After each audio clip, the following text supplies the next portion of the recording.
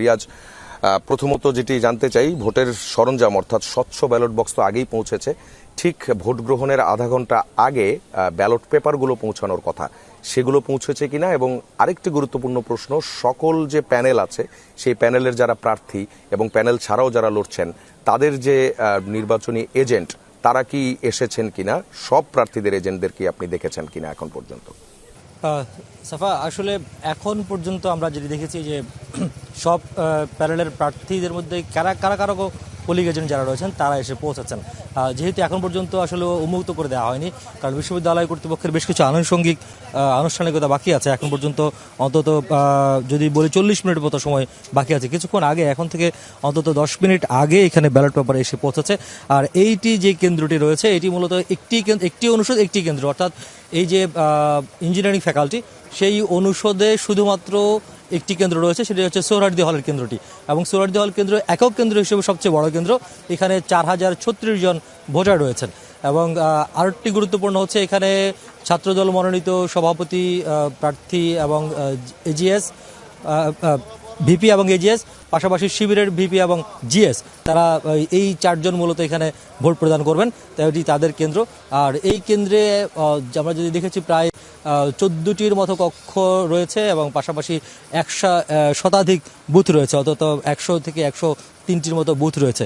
তো সবকিছু মিলিয়ে বিশ্ববিদ্যালয় কর্তৃপক্ষ এখানে কিছুক্ষণ আগে যারা এই কেন্দ্রের দায়িত্বপ্রাপ্ত রিটার্নিং অফিসার, তার নেতৃত্বে এখানে নির্বাচনী কর্মকর্তা যারা রয়েছেন তারা এসে প্রবেশ করেছেন। এবং এজেন্টদের কথা যেটি আপনি বলছেন, তারা এসে পৌঁছেছেন, তারা এসে এখানে জড়ো হয়েছেন বিভিন্ন প্রার্থীর পক্ষে, তবে তাদেরকে এখন পর্যন্ত ঢুকতে দেওয়া হয়নি।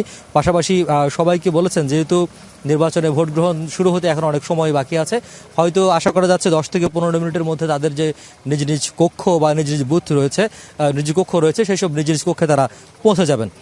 আর এই যে বিশ্ববিদ্যালয় সাফা যদি বলি যে প্রায় 35 বছর পর, অর্থাৎ 3 যুগের মত বেশি সময় পর এই যে বিশ্ববিদ্যালয়ের নির্বাচন, সেটি একটি উৎসবমুখর পরিবেশ সৃষ্টি করেছে এখানে।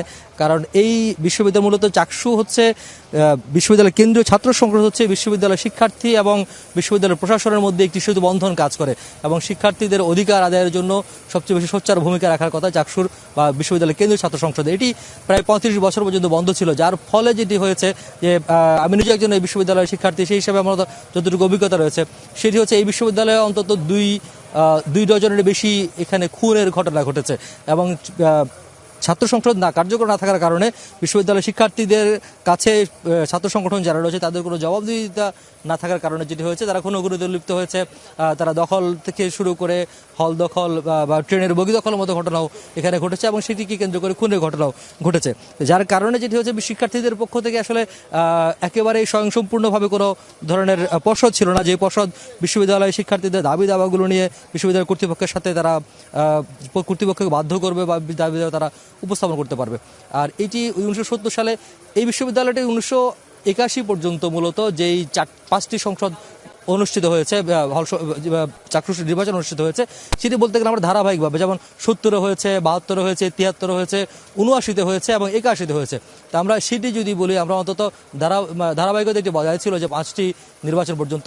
তারপরে লম্বা একটি বিরতি দিয়ে, প্রায় 9 বছরের মতো বিরতি দিয়ে 1990 সালে নির্বাচিত হয়েছে। এবং সেই 90 সালে যে নির্বাচন, সেই নির্বাচনের পর একটি হত্যাকাণ্ডের ঘটনা ঘটেছিল এই বিশ্ববিদ্যালয়ে। সেই হত্যাকাণ্ডের পর সেই যে বন্ধ হলো চাকসু, সেই চাকসু আর চালু হয়নি বা বিশ্ববিদ্যালয় কেন্দ্রীয় ছাত্র সংসদ চালু হয়নি, যার ফলে যেটি হয়েছে বিশ্ববিদ্যালয়ের শিক্ষার্থীরা নানাভাবে বঞ্চিত হয়েছে এবং তাদের অধিকার বা তাদের যে দাবিগুলো ছিল সেই দাবিগুলো নিয়ে বিশ্ববিদ্যালয় কর্তৃপক্ষের সাথে তারা ঠিকমতো আলোচনা করতে পারেনি বা কোনো ফলপ্রসূ কোনো ধরনের সিদ্ধান্ত নিতে পারেনি। কোনো ধরনের শিক্ষার্থী বান্ধব কোনো যে পরিবেশ, সেই পরিবেশ অনেক ক্ষেত্রে ব্যাঘাত ঘটেছে। আমরা অন্তত, আমি একজন এই বিশ্ববিদ্যালয়ের শিক্ষার্থী হিসেবে যতটুকু দেখেছি, অনেক ক্ষেত্রে ব্যাঘাত ঘটেছে। তো শিক্ষার্থীরা আশা করছেন যদি অন্তত এত বছর পরে এই যে অচলায়তন, সেটি ভেঙে যদি আবার নতুন করে শুরু করা যায়, তাহলে হয়তো শিক্ষার্থীদের যে শিক্ষার পরিবেশ এবং ছাত্র রাজনীতি থেকে শুরু করে ছাত্র সংগঠনগুলোর যে জবাবদিহিতা, সেটি নিশ্চিত করা সম্ভব হবে। সাফা। রিয়াজ, আপনাকে ধন্যবাদ।